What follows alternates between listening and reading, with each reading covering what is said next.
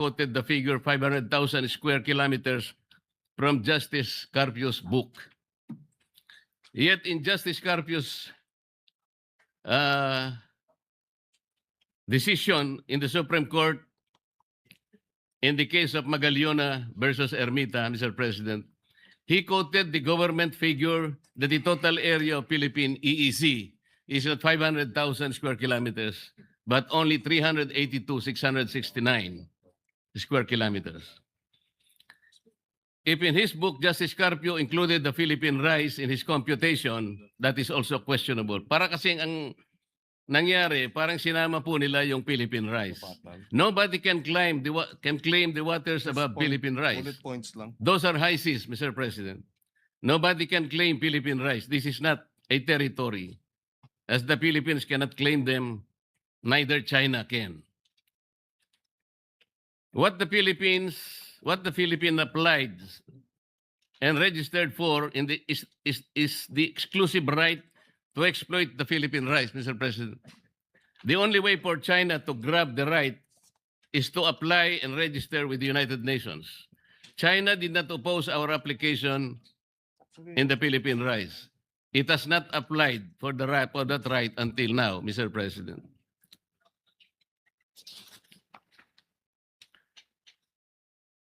For her part, Senator Ontiveros, Mr. President, yesterday referred to the map of South China Sea in S-23 as Chinese map.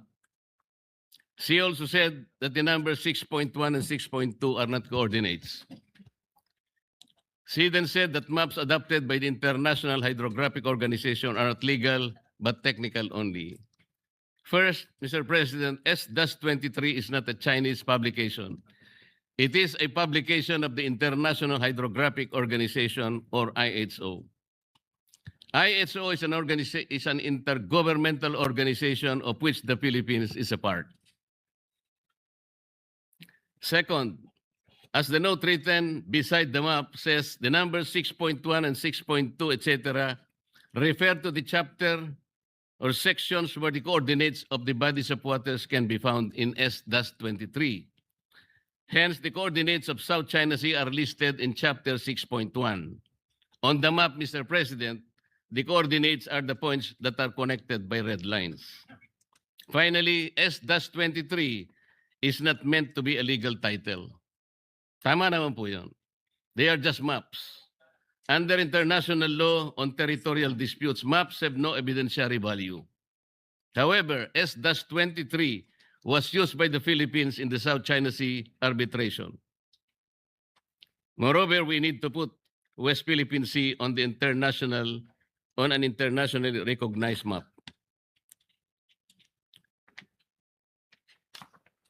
Let me begin now, Mr. President, by showing two maps. Pwedeng pakilagay yung first map.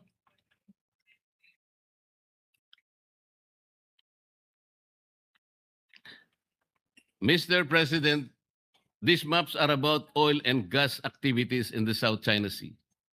On both maps, you will see squares and rectangles. They represent oil and gas blocks that have either been merely offered or already licensed and operating. Please bear in mind, Mr. President, that each square and rectangle represent foreign investments running in the millions and to billions of dollars.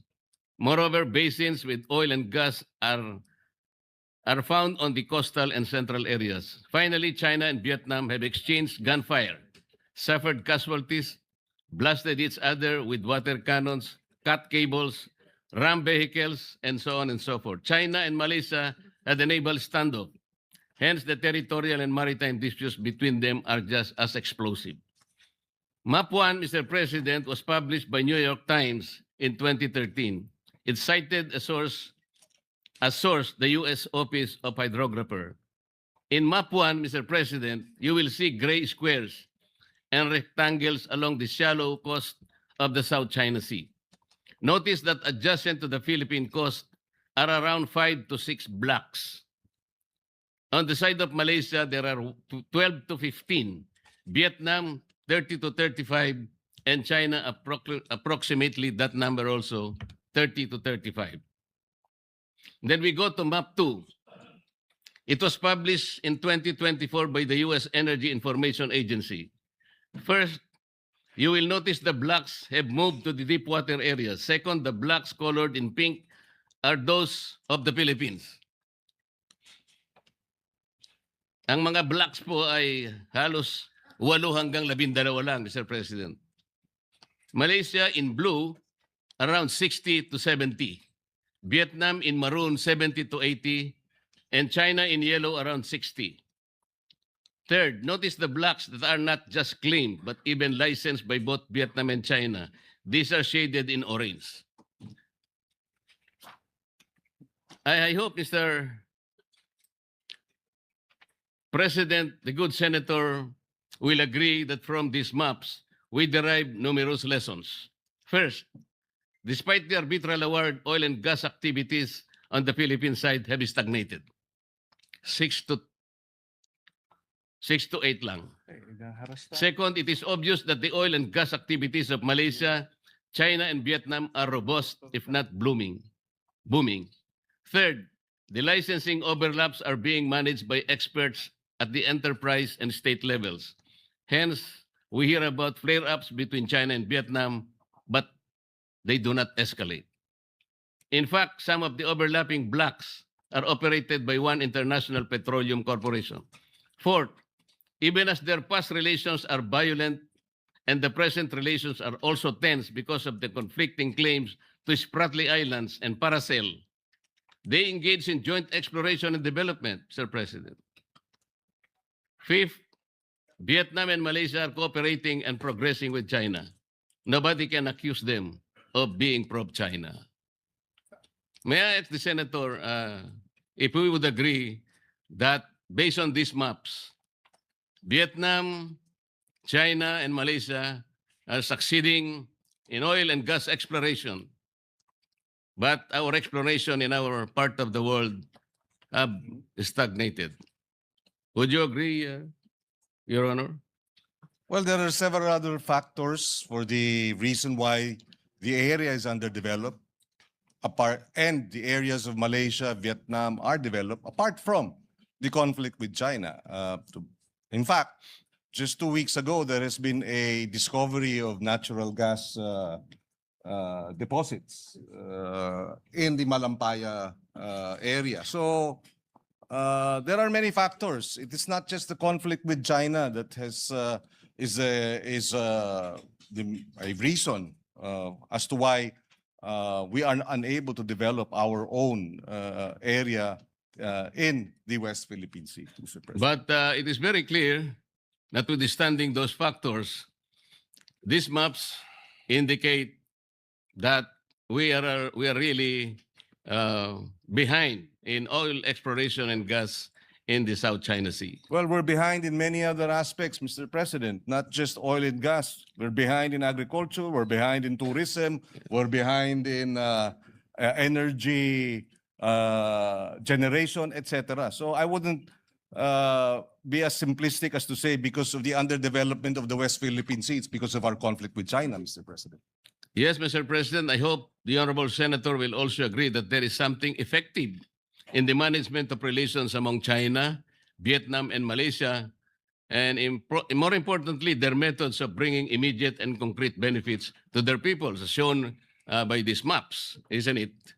Well, again, I will say yes, up to a certain extent. Perhaps they are managing their relations with China better, but I will not concede that because of our lack of managing our relations with China compared to our neighbors has led to this state of underdevelopment. Mr. But considering, Mr. President, that we have been left behind, so behind, as a matter of fact. As I have said, we have been left behind in agriculture.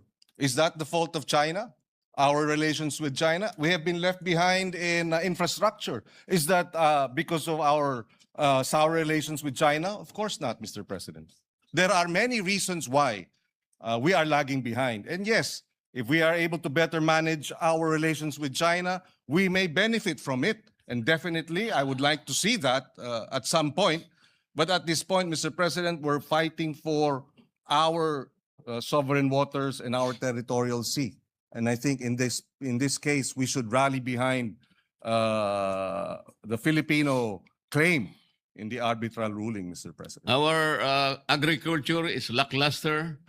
Our tourism is not giving us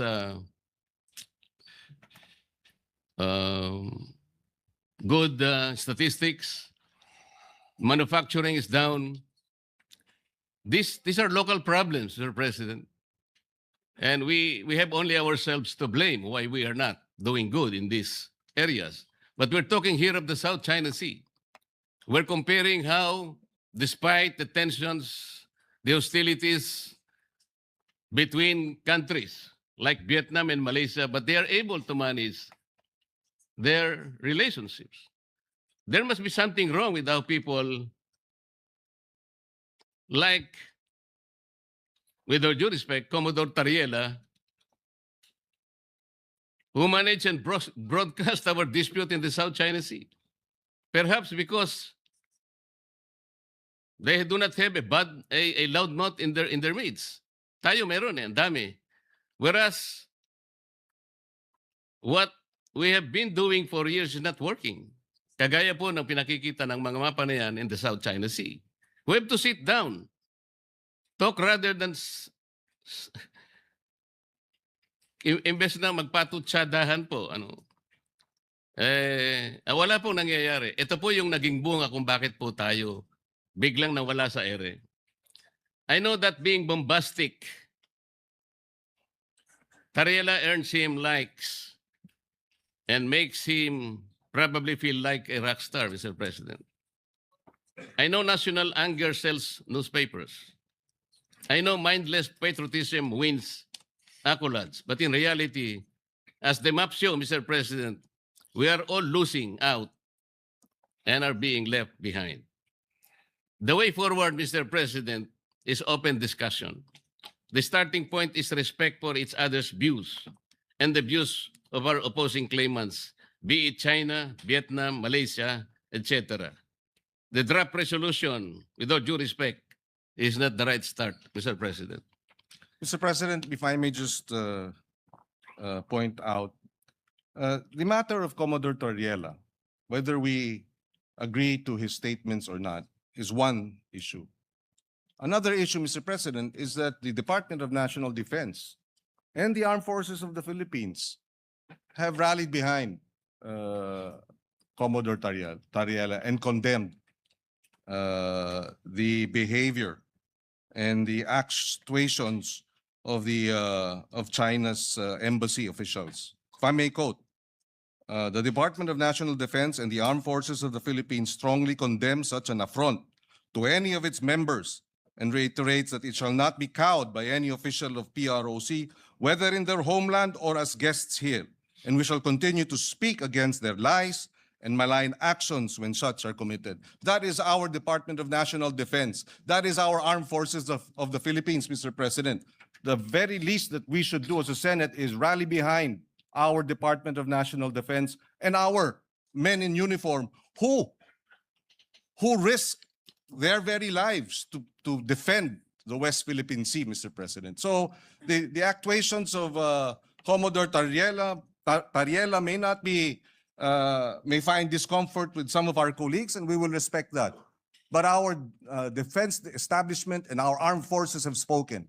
And I believe senators must rally behind and defend and support our defense establishment in view of the aggression and the of China in our sovereign waters and our exclusive economic zone, as well as our continental shelf, Mr. President.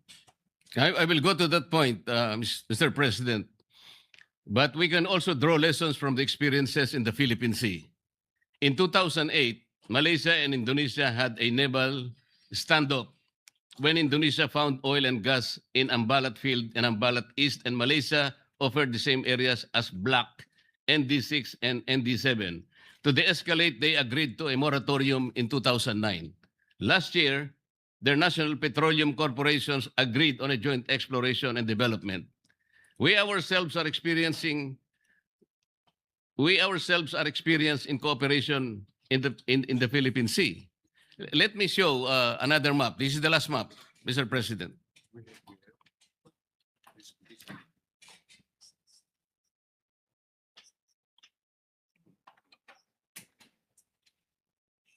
Mr. President, just a fine point. Yes, we too have disputes with Vietnam, with Malaysia, and even Indonesia, Mr. President. But the difference is that they do not water cannon us, and they do not ram their ships, their coast guards, their coast guard, the Chinese coast guard, to our Philippine ships, Mr. President. It's an entirely different story in that regard, Mr. President.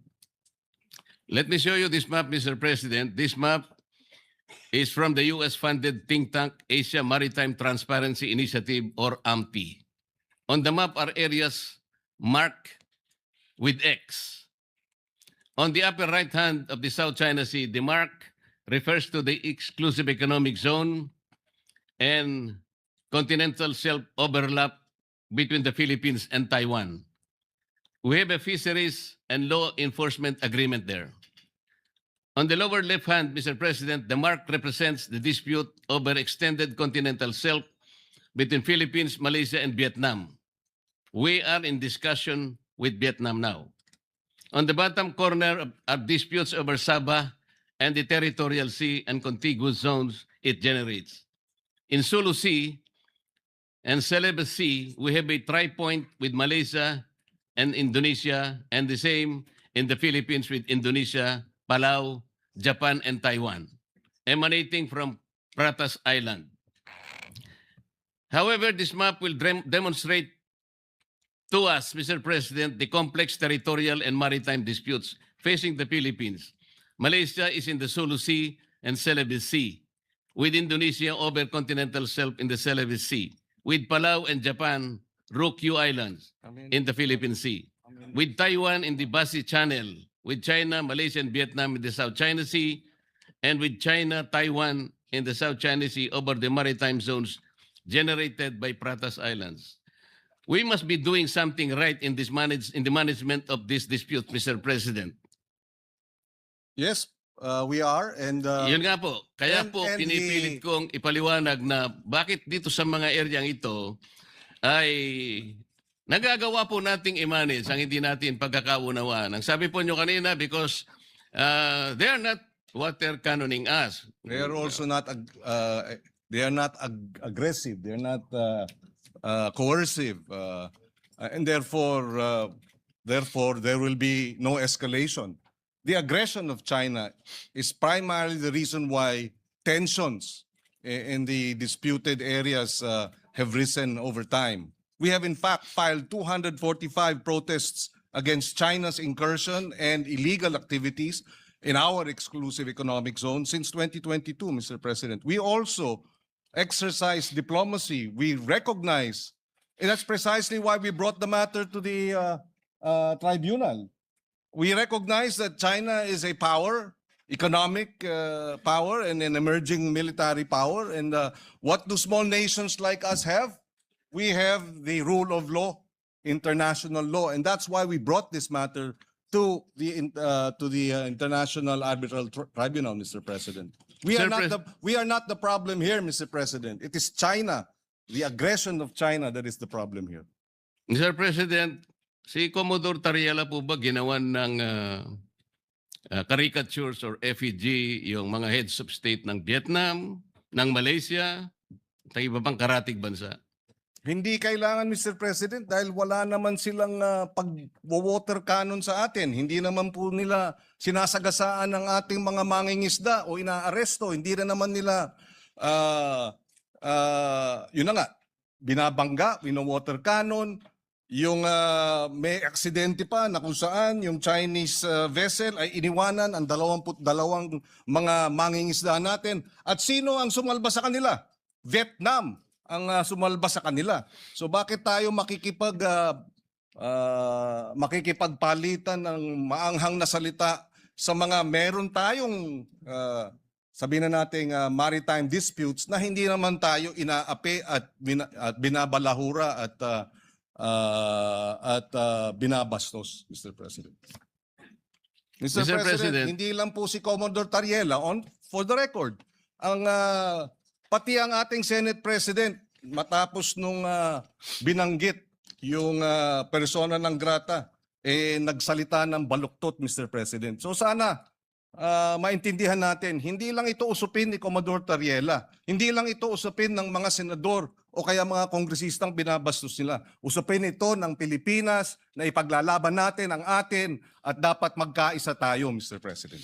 Pare-pareho po tayo sa posisyon na yon, Mr. President. Ang sinasabi ko lang, kailangan bang magkapatutsadahan ng walang katapusan? Ang pag-init po ng sitwasyon ay hindi po nakakabuti sa ating dalawang bansa. Walang katapusan na patutsadahan. Paano po natin kakalmahin? O halimbawa, paano natin papatay ng sunog sa isang bagay na susunog? Yun po ba'y bubuhusan natin ng gasolina? O kailangan natin sabuyan ng malamig na tubig? Mr. President, ang sinasabi ko lamang po, bakit po kinakailangan kasing gumawa pa ng mga caricature at sasabihin na ang presidente ng China ay bully? Siguro po, Mr. President, ang may mumungkahi natin, hindi po tayo kasi magpa-profit from these experiences. Ang DFA, ang BIFAR, ang DNR, sila pong nagmamanage ng ating mga disputed seas. Pero nagkakaroon po tayo ng progreso. Hindi po sila nagano ng mga caricatures o megaphone diplomacy. They did it diplomatically, diligently, and without fanfare, Mr. President, working with their counterparts in settling our differences with our nations. Ang sabi po kasi ninyo, Mr. President, Your Honor, na wala pong anumang ginawa ang ating mga maliban sa China, ang Vietnam o kaya yung ibang bansa ay walang nagawa. Nakalimutan po ba ninyo, Mr. President, in the context of our maritime disputes, we have shot and killed 2 Vietnamese fishermen in 2017 and 1 Taiwanese fisherman in 2013. Did Vietnam and Taiwan accuse us of sowing fear and interfering in our capacity to defend our claims? Gusto ko lang pong ipasariwa sa inyo yung ganon. Talaga pong nagkakaroon ng ganon eh. Ngunit sila, hindi naman tayo ginawan ng masama kahit na nakapatay tayo ng ilan sa kanilang mga tao. Ang pinag-uusapan po natin, anong patutunguhan natin kung patutsadahang walang katapusan? Mr. President, if I may, the incidents mentioned by the good senator from Tarlac are isolated incidents from Vietnam and Taiwan. These are isolated incidents. This is not in the same realm as China's 24/7 acts, 365 days a year, 24 hours a day, 7 days a week, incursion and threatening. And Mr. President, Taiwan or Vietnam did not threaten us publicly. 2 weeks ago, the Embassy of China said the uniform, if I may quote, a word of advice to relevant individuals in the Philippines, immediately stop making provocations and stop confusing right and wrong, or they will pay the price for what they did. Embassy officials sa Pilipinas, tinatakot tayo. Tama ba yun? So again, Mr. President, yes, we have had these incidents with Vietnam. Oo, meron tayong naging insidente sa Taiwan, pero isolated incidents. In fact, yung sa Taiwan, iisa lamang ata sa loob ng 20 taon. Yung sa Vietnam ata, iisa rin lang siguro sa 10 taon. Hindi iba. Sa China, araw-araw tayong hinaharas, araw-araw tayong nandyan, nagtayo na nga ng kanilang airport, artificial islands, lantaran, Mr. President. So, apples and oranges ang pinag-uusapan yung insidente natin with our neighbors like Vietnam and Taiwan compared to China. Ibang-iba po. Isolated or otherwise, Mr. President, nakapatay tayo ng kanilang tauhan. Ilan po ba ang pinatay ng China sa atin? Meron po ba? Well, Mr. President, may naputulan ng hinlalaki. At yung 22 sinagasaan ng Chinese vessel at iniwanang mamatay, kung hindi sinalba ng Vietnamese fishermen, namatay na yung mga yun. So, Ilan po ba, Mr. President, ang sinalba ng China kamakailan? 17 Filipinos, 17 fishermen. at Ano po ang nagpapasalamat ginawa tayo. ni Commodore Tariela? At He was very nagpapasalamat tayo. condescending, Mr. President. Imbes na pasalamatan niya ng buong puso sapagkat 17 mga kababayan natin ang naisalba. Yung kanyang pagpapasalamat na ginawa is condescending, Mr. President. Uulitin Let ko. me suppose that the embassy that is challenging your position, Mr. President, is questioning your knowledge. What if the Vietnamese or Malaysian, what if China tells the Philippine embassy in Beijing not to post or publish views that contradict the international law opinions of Chinese officials? Would that be acceptable to the Philippines? I'm sorry, Mr. President. I beg your indulgence.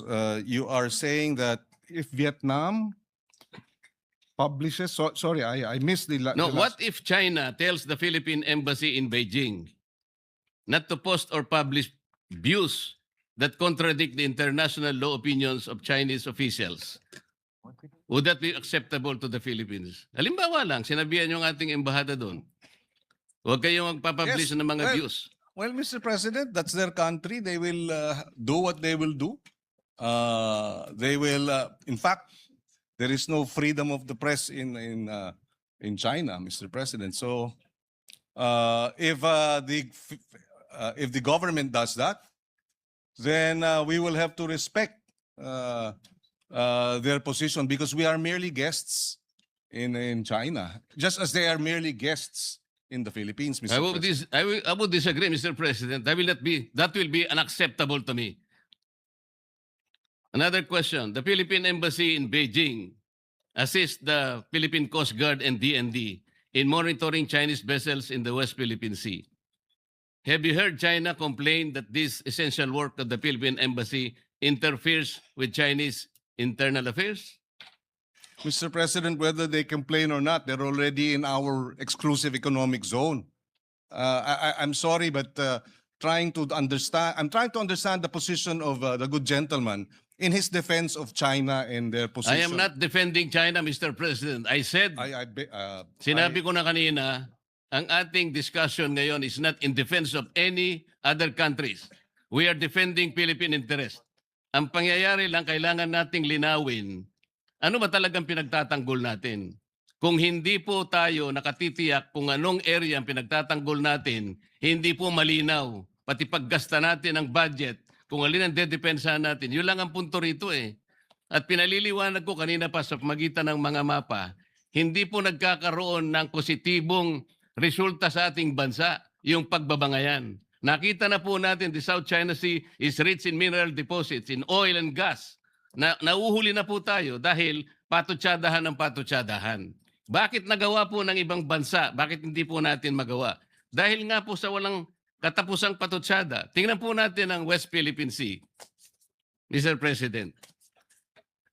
Ang sabi po natin, wala pa po kasi sa mapa. Bakit po wala sa mapa, Mr. President?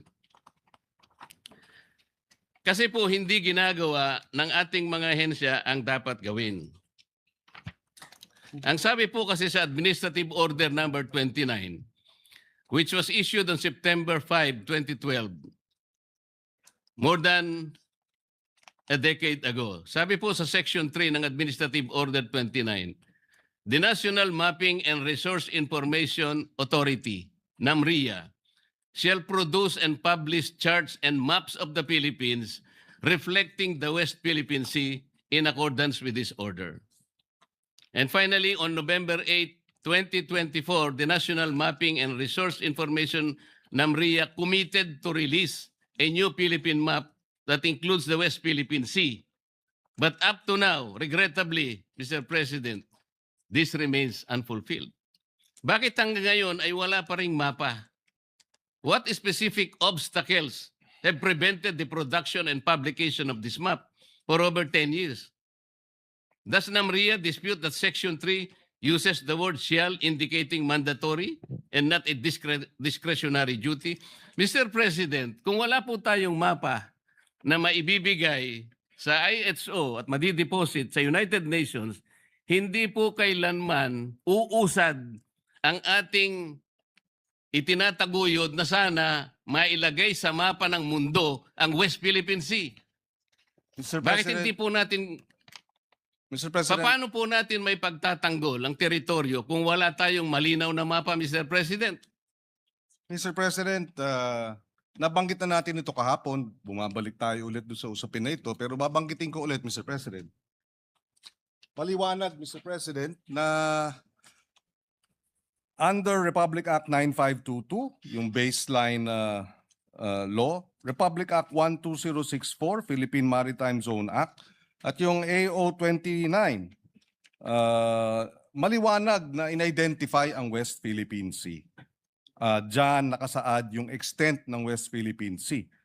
It has been sufficiently and defined by these three government instruments and laws, Mr. President. So, hindi ko maintindihan bakit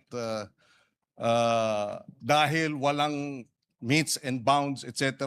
ay ibig sabihin wala tayong maaring mahina ang ating claim. I beg to disagree, Mr. President. In fact, under our laws, meets and bounds refer to the baseline of 200 nautical miles. From baseline, 200 nautical miles ang ating exclusive economic zone. Merong 12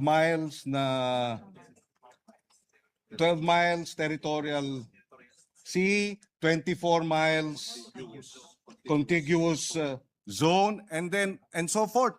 Yun ang UNCLOS, Mr. President. Kaya hindi ko naintindihan bakit pinipilit itong pag-define ng meets and bounds ng West Philippine Sea kung na-define na. Besides, Mr. President, ayon sa UNCLOS, yung purpose ng pag-submit when UNCLOS obliges states to show the coordinates of maritime zones and submit and deposit the same, it is only for the purpose of publication and information. And it is made a condition, it is not made a condition sine qua non for entitlement. This is, Mr. President, UNCLOS Article 16, 75, and 84. So, hindi ibig sabihin dahil hindi natin nasasamite sa UNCLOS, gaya ng nabanggit ng ating butihing senador, na wala na tayong kapangyarihan o lakas o basehan para ipaglaban yung West Philippine Sea, Mr. President. It is only for purposes of publication and information. Mr. President, ang laki po talaga ng hindi natin pagkakaunawaan sa bahaging ito. I am not questioning What is this? the extent of the exclusive economic zone. This is 200 nautical miles from the baseline. That is also the extent of our continental shelf. Contiguous zone is 24 miles, nautical miles. Territorial sea is 12 miles from that basic line. Hindi po yun ang pinag-uusapan natin, Mr. President. Sinabi lang kasi ng AO 29 and Presidential Decree 1596, dinefine niya lang yung West Philippine Sea. Ang kulang, sabi po ng steps na dapat gawin, sinabihan nga ng executive order ang NAMRIA . Gumawa ka na ng mapa, kasi po yung mapa, yan po yung magbibigay ng coordinates. Isasubmit po yan. Ito, basahin ko na po. Section 4 of Administrative Order 29, Series of 2012, requires relevant government agencies such as DFA, kasama na po yung DFA, not only to deposit with the United Nations Secretary General the country's official map reflecting the West Philippine Sea but also notify international bodies such as the International Hydrographic Organization of the same. Ayun po Section 20, Section 4. Kung hindi po tayo magsasubmit ng mapa, saan po kukunin ang coordinates? Yun lamang po ang paraan para po yung ating pinapangarap, pinapanaginip na West Philippine Sea, mailagay naman po sa mapa. Yun po ang pinakamaganda. At pagkatapos nating mailagay sa mapa, ay lalakas po lahat ang ating paninindigan dahil nakalagay na po sa mapa eh. Kahapon po pinakita ko yung South China Sea. Hindi po ibig sabihin na yung South China Sea, sa China po yun. Hindi po. Pangalan lang yun eh. Yung 6.1, yun ang chapter po doon sa S-23 para basahin po ninyo at makita ang coordinates. Wala po tayong pinagtatalunan tungkol dito. Hindi ko po kailanman dinidepensa ng China. Gusto kong palakasin ang ating paninindigan dito. Bakit hindi po tayo magkaintindihan? Napakasimple lang nun. Hindi tayo Wala pong coordinates talaga. Hindi po Ang mapa lang po ang magbibigay ng coordinates. malamang marahil hindi tayo nagkakaintindihan dahil gaya ng nabanggit ko kahapon, kahit na magdebate tayo hanggang sabi ko nga, Kingdom Come, tungkol dito sa meets and bounds na ito, hindi magbabago yung arbitral ruling na sinasabing mali ang China, hindi dapat nagtatayo ng mga illegal structures ang China sa ating exclusive economic zone. So bakit tayo bumabalik dito sa debate ng meets and bounds? Para sa ano? Para pahinain natin yung naging award natin sa International Tribunal? Para questionin natin na yung award natin ay kulang? Para bigyang duda na tayo nga ba'y nanalo? Hindi naman po siguro. Panalo tayo, binigay sa atin yan at hindi tayo mananalo kung hindi maliwanag ang ating mga karapatan at ang ating exclusive economic zone kahit na hindi pa nade-determine ang meets and bounds. Dahil yon ang sinasabi ng UNCLOS. UNCLOS ang basehan ng ating pagkapanalo. Walang pinag-uusapang meets and bounds sa usapin po nung determination ng ating exclusive economic zone, Mr. President. Sana po, kung maintindihan ng ating butihing senador yun, hindi tayo magkakaroon ng ganitong hindi pagkakaunawaan. Binanggit po ninyo kahapon yung Administrative Order 29 at saka yung Republic Act 12064. Ang sabi po ninyo, doon makikita yung mga coordinates.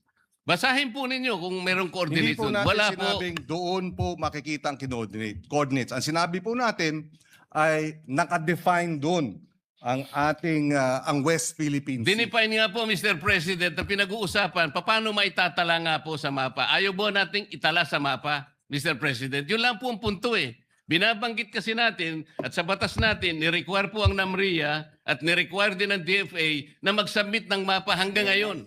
12 years na po ang nakararaan. Ba't hindi po natin maitala? Point of information, Napaka-importante Mr. po President. na magkaroon. Just for the information of the good senator, 2024 meron na pong mapa ang NAMRIA. So hindi totoong wala pang Ang sinasabi ko po, Mr. President, hindi po sinasubmit sa mga kinauukulang dapat hindi po ang ipag-submit. sinabi po ninyo wala pang mapa. Iba po yung hindi sinasubmit. Kahit na may mapa po, kung hindi nyo sinasubmit, hindi rin po tayo Pero magtatagumpay sa correction ating lang po. paninindigan na maitala natin po sa pandaigdigan talaan ng mga dagat ang West Philippine. Hindi po ba importante sa inyo na maitala natin ang West Philippine Sea? Mr. Point President, of information, Mr. With the President. indulgence of Senator